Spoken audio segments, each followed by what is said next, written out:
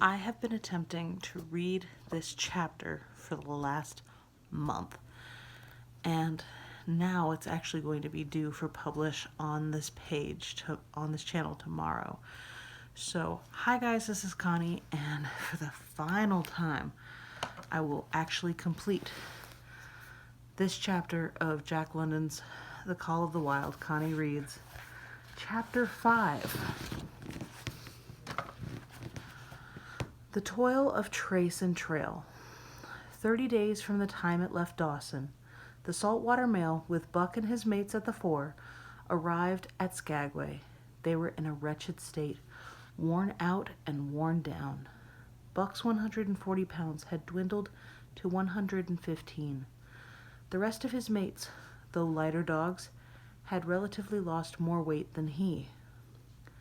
Pike the malingerer, who, in his lifetime of deceit, had often successfully feigned a hurt leg, was now limping in earnest. Sol Lex was limping, and Dub was suffering from a wrenched shoulder blade. They were all terribly footsore. No spring or rebound was left in them. Their feet fell heavy on the trail, jarring their bodies and doubling the fatigue of a day's travel. There was nothing the matter with them except that they were dead tired. It was not the dead tiredness that comes through brief and excessive effort, from which recovery is a matter of hours, but it was the dead tiredness that comes through the slow and prolonged strength drainage of months of toil. There was no power of recuperation left, no reserve strength to call upon. It had been all used, the last least bit of it. Every muscle, every fiber, every cell was tired, dead tired. And there was reason for it. In less than 5 months, they had traveled 2,500 miles, during the last 1,800 of which they had had but 5 days' rest. When they arrived at Skagway, they were apparently on their last legs. They could barely keep the traces taut, and on the downgrades just managed to keep out of the way of the sled. "Mush on, poor sore feets," the driver encouraged them as they tottered down the main street of Skagway. "Dis is de las. Den we got one long rest, eh? For sure. One bully long rest." The drivers confidently expected a long stopover. Themselves, they had covered 1,200 miles with 2 days' rest, and in the nature of reason and common justice, they deserved an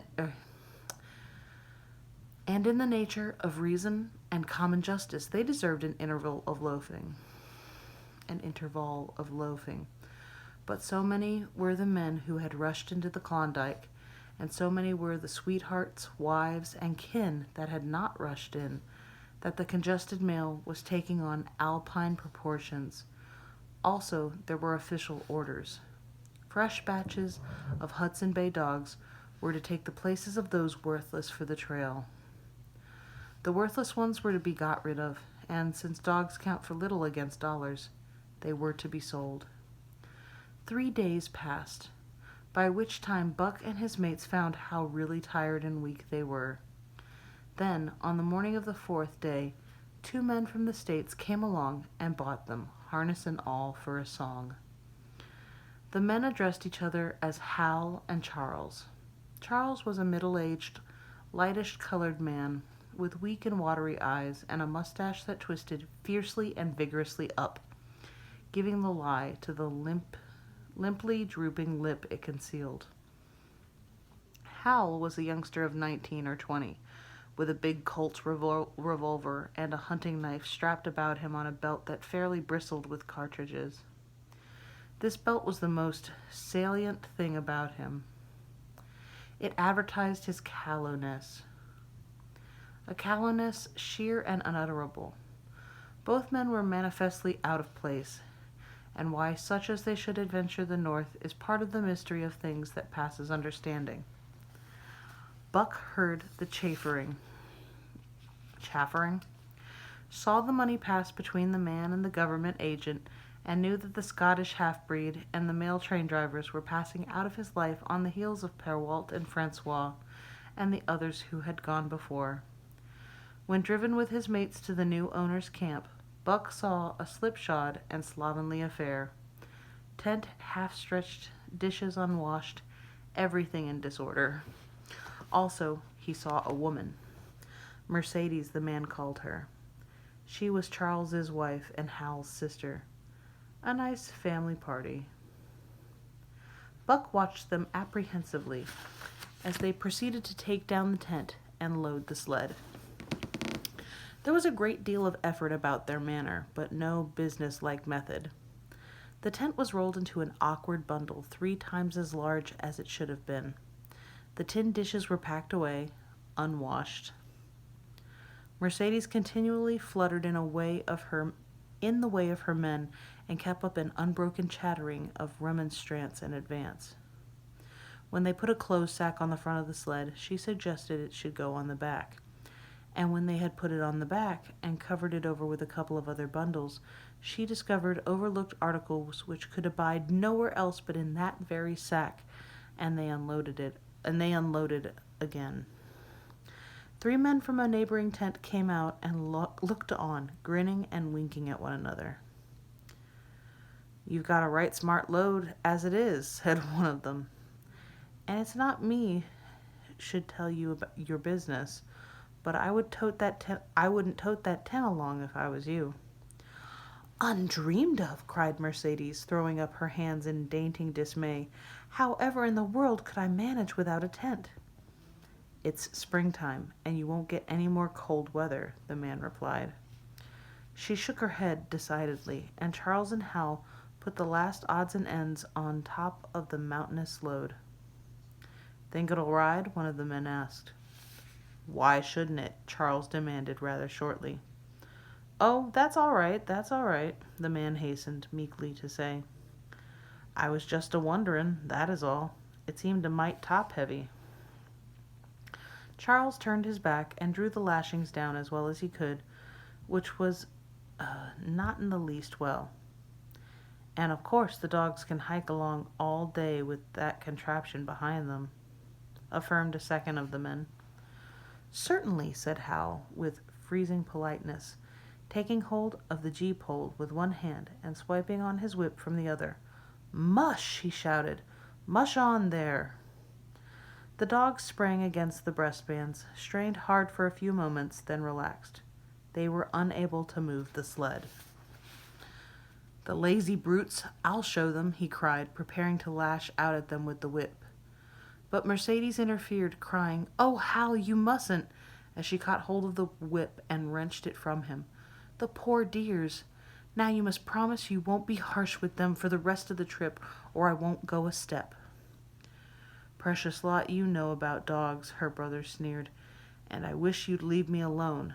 You're lazy, I tell you. And you've got to whip them. They're lazy, I tell you, and you've got to whip them to get anything out of them. That's their way. You ask anyone. Ask one of those men." Mercedes looked at them imploringly, untold repugnance at sight of pain written in her pretty face. "They're weak as water, if you want to know," came the reply from one of the men. "Plumb tuckered out, that's what's the matter. They need a rest." "Rest be blanked," said Hal with his beardless lips, and Mercedes said, "Oh," in pain and sorrow at the oath. But she was a clannish creature, and rushed at once to the defense of her brother. "Never mind that man," she said pointedly. "You're driving our dogs, and you do what you think best with them." Again Hal's whip fell upon the dogs. They threw themselves against the breastbands, dug their feet into the packed snow, and got down low to it and put forth all their strength. The sled held as though it were an anchor. After 2 efforts they stood still, panting. The whip was whistling savagely when once more Mercedes interfered. She dropped on her knees before Buck with tears in her eyes and put her arms around his neck. "You poor, poor dears," she cried sympathetically. "Why don't you pull hard? Then you wouldn't be whipped." Buck did not like her, but he was feeling too miserable to resist her, taking it as part of the day's miserable work. One of the onlookers, who had been clenching his teeth to suppress hot speech, now spoke up. "It's not that I care a whoop what becomes of you. But for the dogs' sakes, I just want to tell you, you can help them a mighty lot by breaking out that sled. The runners are froze fast. Throw your weight against the G-pole right and left and break it out. A third time the attempt was made, but this time, following the advice, Hal broke out the runners, which had been frozen to the snow.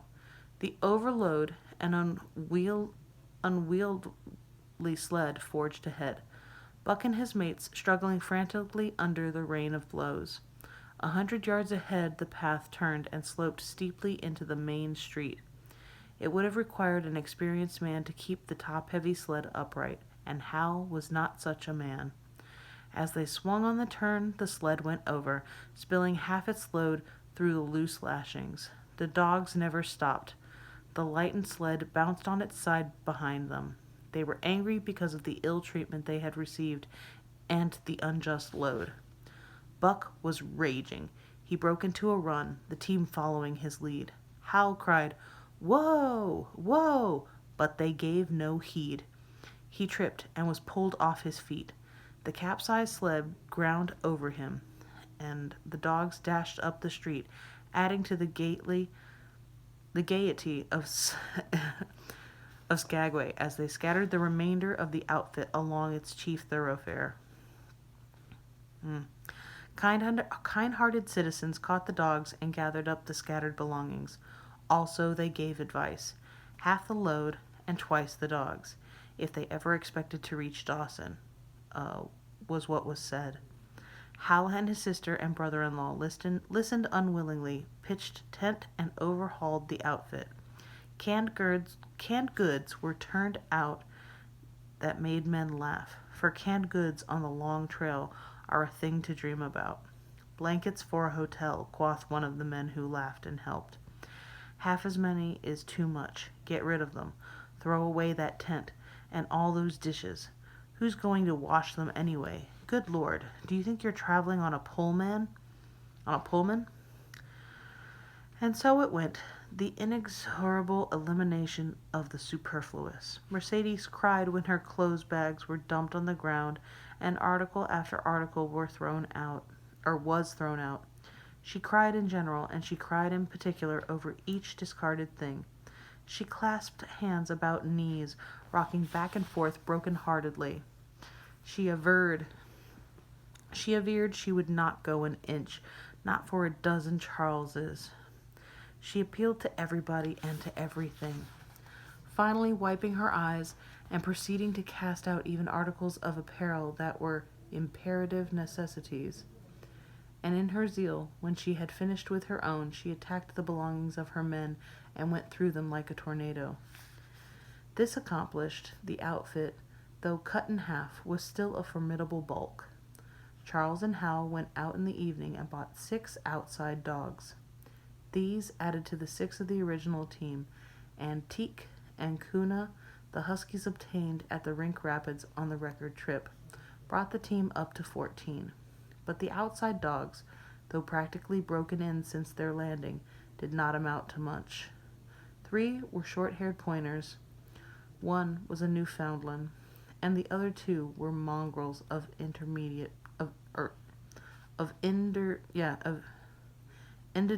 breed. They did not seem to know anything, these newcomers. Buck and his comrades looked upon them with disgust, and though he speedily taught them their places and what not to do, he could not teach them what to do. They did not take kindly to trace and trail.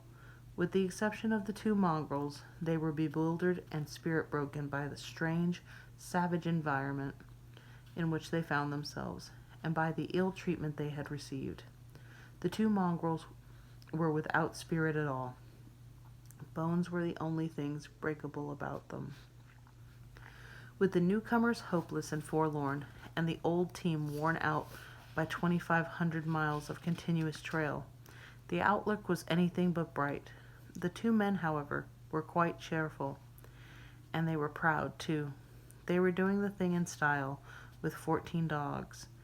They had seen other sleds depart over the pass for Dawson, or come in from Dawson, but never had they seen a sled with so many as 14 dogs. In the nature of Arctic travel, there was a reason why 14 dogs should not drag one sled, and that was that one sled could not carry the food for 14 dogs. But Charles and Hal did not know this. They had worked the trip out with a pencil. So much to a dog, so many dogs, so many days, QED. Mercedes looked over their shoulders and nodded comprehensively. It was all so very simple. Late next morning, Buck led the long team up the street. There was nothing lively about it, no snap or go in him and his fellows. They were starting dead weary. 4 times he had covered the distance between Saltwater and Dawson, and the knowledge that, jaded and tired, he was facing the same trail once more made him bitter. His heart was not in the work, nor was the heart of any dog. The outsides were timid and frightened, the insides without confidence in their masters. Buck felt vaguely that there was no depending upon these 2 men and the woman. They did not know how to do anything, and as the days went by, it became apparent that they could not learn. They were slack in all things, without order or discipline. It took them half the night to pitch a slovenly camp, and half the morning to break that camp and get the sled loaded in fashion so slovenly that for the rest of the day they were occupied in stopping and rearranging the load. Some days they did not make 10 miles. On other days, they were unable to get started at all. And on no day did they succeed in making more than half the distance used by the men as a basis in their dog food computation. It was inevitable that they should go short on dog food, but they hastened it by overfeeding, bringing the day nearer when underfeeding would commence. The outside dogs, whose digestions had not been trained by chronic famine to make the most of little, had voracious appetites, and when, in addition to this, the worn-out huskies pulled weakly, Hal decided that the orthodox ration was too small. He doubled it. And to cap it all, when Mercedes, with tears in her pretty eyes and quaver in her throat, could not cajole them into giving the dogs still more, she stole from the fish sacks and fed them slyly. But it was not food that Buck and the huskies needed, but rest. And though they were making poor time, the heavy load they dragged sapped their strength severely. Then came the underfeeding. Hal awoke one day to the fact that his dog food was half gone and the distance only quarter covered. Further, that for love or money no additional dog food was to be attained. So he cut down even the orthodox ration and tried to increase the day's travel. His sister and brother-in-law seconded him, but they were frustrated by their heavy outfit and their own incompetence. It was a simple matter to give the dogs less food, but it was impossible to make the dogs travel faster, while their own ability to get underway earlier in the morning prevented them from traveling longer hours. Not only did they not know how to work dogs, but they did not know how to work themselves. The first to go was Dub, poor blundering thief that he was.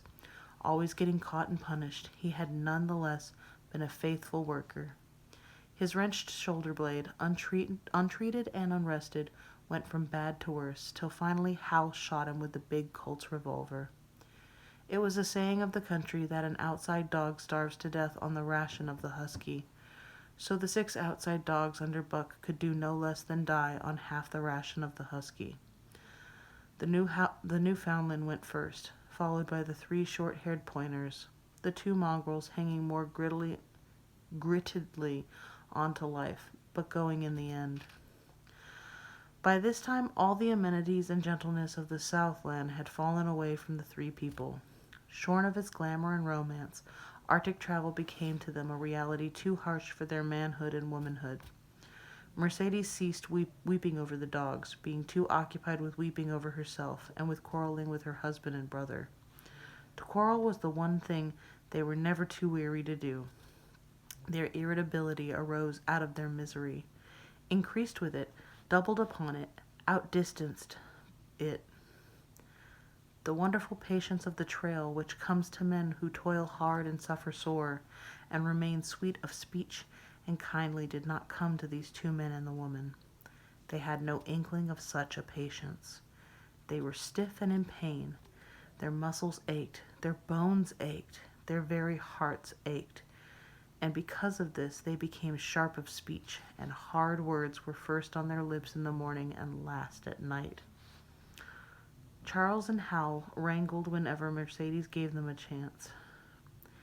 It was the cherished belief of each that he did more than his share of the work, and neither forbore to speak this belief at every opportunity. Sometimes Mercedes sided with her husband, sometimes with her brother. The result was a beautiful and unending family quarrel, starting from a dispute as to which should chop a few sticks for the fire, a dispute which concerned only Charles and Hal. Presently would be lugged in the rest of the family, fathers, mothers, uncles, cousins, people thousands of miles away, and some of them dead. That Hal's views on art, or the sort of society plays his mother's brothers wrote, should have anything to do with the chopping of a few sticks of firewood passes comprehension. Nevertheless, the quarrel was as likely to tend in that direction as in the direction of Charles's political prejudices, and that Charles's sister, tale-bearing tongue, should be relevant to the building of a Yukon fire was apparent only to Mercedes, who disburdened herself of copious opinions upon that topic, and incidentally upon a few other traits unpleasantly peculiar to her husband's family. In the meantime, the fire remained unbuilt, the camp half-pitched, and the dogs unfed. Mercedes nursed a special grievance, the grievance of sex. She was pretty and soft, and had been chivalrously treated all her days. But the present treatment by her husband and brother was everything save chivalrous. It was her custom to be helpless, they complained, upon which impeachment of what to her was her most essential sex prerogative, she made their lives unbearable. She no longer considered the dogs, and because she was sore and tired, she persisted in riding on the sled. She was pretty and soft, but she weighed 120 pounds, a lusty last straw to the load dragged by the weak and starving animals. She rode for days, till they fell in the traces and the sled stood still. Charles and Hal begged her to get off and walk, pleaded with her, entreated, and while she wept and importuned heaven with a recital of their brutality. On one occasion, they took her off the sled by main strength. They never did it again. She let her legs go limp like a spoiled child and sat down on the trail. They went on their way, but she did not move. After they had traveled 3 miles, they unloaded the sled, came back for her, and by main strength put her on the sled again. In the excess of their own misery, they were callous to the sufferings of their animals. Hal's theory, which he practiced on others, was that one must get hardened. He had started out preaching it to his sister and brother-in-law. Failing there, he hammered it into the dogs with a club. At the 5 fingers, the dog food gave out, and a toothless old squaw offered to trade them a few pounds of frozen horsehide for the Colt's revolver that kept the big hunting knife company at Hal's hip. A poor substitute for food was this hide, just as it had been stripped from the starved horses of the cattlemen 6 months back. In its frozen state, it was more like strips of galvanized iron, and when a dog wrestled it into his stomach, it thawed into thin and nutritious leathery strings and into a mass of short hair, irritating and indigestible. And through it all, Buck staggered along with the head of the team as in a nightmare. He pulled when he could. When he could no longer pull, he fell down and remained down till blows from a whip or club drove him to his feet again. All the stiffness and gloss had gone out of his beautiful furry coat. The hair hung down limp and draggled, or matted with dried blood where Hal's club had bruised him. His muscles had wasted away to knotty strings, and the flesh pads had disappeared, so that each rib and every bone in his frame were outlined cleanly through the loose hide that was wrinkled in folds of emptiness. It was heartbreaking, Only Buck's heart was unbreakable. The man in the red sweater had proved that. As it was with Buck, so was it with his mates. They were perambulating skeletons. There were 7 altogether, including him. In their very great misery, they had become insensible to the bite of the lash or the bruise of the club. The pain of the beating was dull and distant, just as the things their eyes saw and their ears heard seemed dull and distant. They were not half living or quarter living. They were simply so many bags of bones in which sparks of life fluttered faintly. When a halt was made, they dropped down in the traces like dead dogs, and the spark dimmed and paled and seemed to go out. And when the club or whip fell upon them, the spark fluttered feebly up, and they tottered to their feet and staggered on. It's a long chapter. There came a day when Billy, the good-natured, fell and could not rise. Hal had traded off his revolver, so he took the axe and knocked Billy on the head as he lay in the traces, then cut the carcass out of the harness and dragged it to one side. Buck saw, and his mates saw, and they knew that this thing was very close to them. On the next day, Kuna went, but 5 of them remained. Joe, too far gone to be malignant. Pike, crippled and limping, only half conscious, and not conscious enough longer to malinger. Solex, the one-eyed, still faithful to the toil of trace and trail, and mournful in that he had so little strength with which to pull. Teek, who had not traveled so far that winter, and who was now beaten more than the others because he was fresher. And Buck, still at the head of the team, but no longer enforcing discipline or striving to enforce it, blind with weakness half the time, and keeping the trail by the loom of it and by the dim feel of his feet. It was a beautiful spring weather, but neither dogs nor humans were aware of it. Each day the sun rose earlier and set later. It was dawn by 3 in the morning, and twilight lingered till 9 at night. The whole long day was a blaze of sunshine. The ghostly winter silence had given way to the great spring murmur of awakening life. This murmur arose from all the land, fraught with the joy of living. It came from the things that lived and moved again, things which had been as dead as which had not moved during the long months of frost. The sap was rising in the pines. The willows and aspens were bursting out in young buds. Shrubs and vines were putting on fresh garbs of green. Crickets sang in the nights, and in the days all manner of creeping, crawling things rustled forth into the sun. Partridges and woodpeckers were booming and knocking in the forest. Squirrels were chattering, birds singing, and overhead hunkered the wild fowl driving up from the south in cunning wedges that split the air. From every hill slope came the trickle of running water, the music of unforeseen fountains. All things were thawing, bending, snapping. The Yukon was straining to break loose the ice that bound it down. It ate away from beneath. The sun ate from above. Air holes formed. Fissures sprang and spread apart, while thin sections of ice fell through bodily into the river. And amid all this bursting, rending, throbbing of awakening life, under the blazing sun and through the soft sighing breezes, the wayfarers to death staggered the 2 men, the woman, and the huskies. With the dogs failing, Mercedes weeping and riding, Hal swearing innocuously. Words. With the dogs falling, Mercedes weeping and riding, Hal swearing innocuously, and Charles's eyes wistfully watering as they staggered into John Thornton's camp at the mouth of White River. When they halted, the dogs dropped down as though they had all been struck dead. Mercedes dried her eyes and looked at John Thornton. Charles sat down on a log to rest. He sat down very slowly and painstakingly, what of his great stiffness.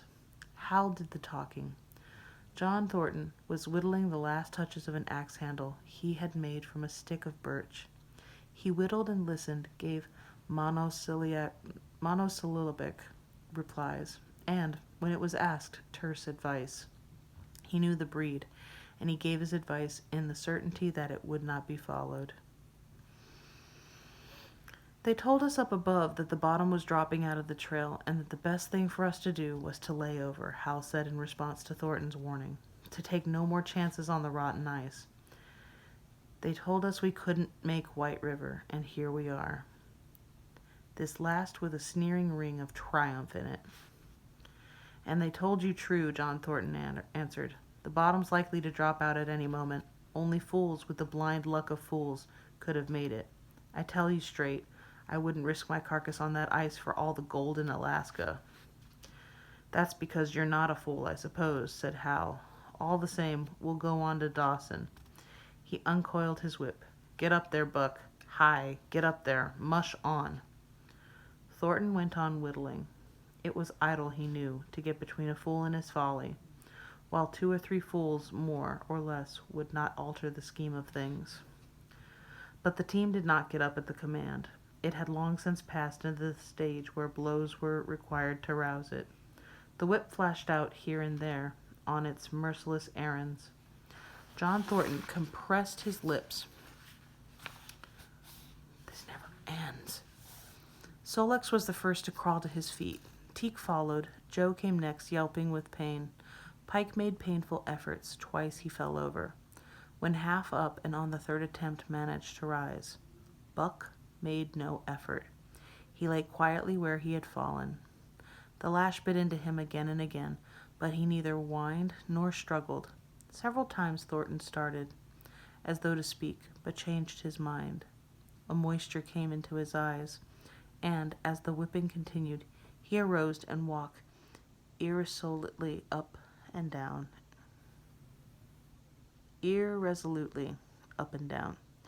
This was the first time Buck had failed, in itself a sufficient reason to drive Hal into a rage. He exchanged the whip for the customary club. Buck refused to move under the rain of heavier blows which now fell upon him. Like his mates, he was barely able to get up, but, unlike them, he had made up his mind not to get up. He had a vague feeling of impending doom. This had been strong upon him when he pulled into the bank, and it had not departed from him. What with the thin and rotten ice he had felt under his feet all day, it seemed that he sensed disaster close at hand. Out there ahead on the ice where his master was trying to drive him, he refused to stir. So greatly had he suffered, and so far gone was he, that the blows did not hurt much, and as they continued to fall upon him, the spark of life within flickered and went down. It was nearly out. He felt strangely numb, as though from a great distance he was aware that he was being beaten. The last sensations of pain left him. He no longer felt anything, though very faintly he could hear the impact of the club upon his body. But it was no longer his body. It seemed so far away. And then, suddenly, without warning, uttering a cry that was inarticulate and more like the cry of an animal, John Thornton sprang upon the man who wielded the club. Hal was hurled backward as though struck by a falling tree. Mercedes screamed. Charles looked on wistfully, wiped his watery eyes, but did not get up because of his stiffness. John Thornton stood over Buck, struggling to control himself, too convulsed with rage to speak. "If you strike that dog again, I'll kill you," he at last managed to say in a choking voice. "It's my dog," Hal replied, wiping the blood from his mouth as he came back. "Get out of my way, or I'll fix you. I'm going to Dawson." Thornton stood between him and Buck, and evinced no intention of getting out of the way. Hal drew his long hunting knife. Mercedes screamed, cried, laughed, and manifested the chaotic abandonment of hysteria. Thornton rapped Hal's knuckles with the axe handle, knocking the knife to the ground. He rapped his knuckles again. He rapped his knuckles again as he tried to pick it up. Then he stood, picked it up himself, and with 2 strokes, cut Buck's traces. He had no fight left in him. Besides, his hands were full with his sister, or his arms, rather, while Buck was too near dead to be of further use in hauling the sled.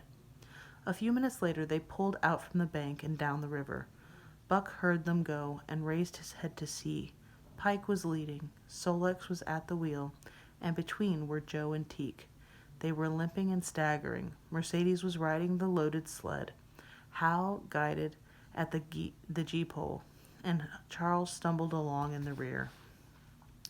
As Buck watched him, Thornton knelt beside him and with rough, kindly hands searched for broken bones.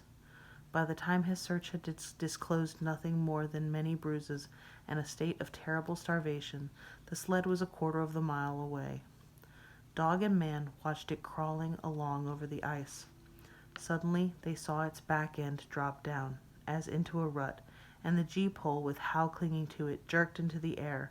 Mercedes' scream came to their ears. They saw Charles turn and make one step to run back, and then a whole section of ice give way, and dogs and humans disappear. A yawning hole was all that was to be seen. The bottom had dropped out of the trail. John Thornton and Buck looked at each other. "You poor devil," said John Thornton, and Buck licked his hand.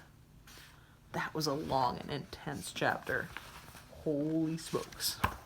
Well, be careful with that and enjoy, please and thank you, and I will see you for the next chapter. Probably on Thursday. Bye.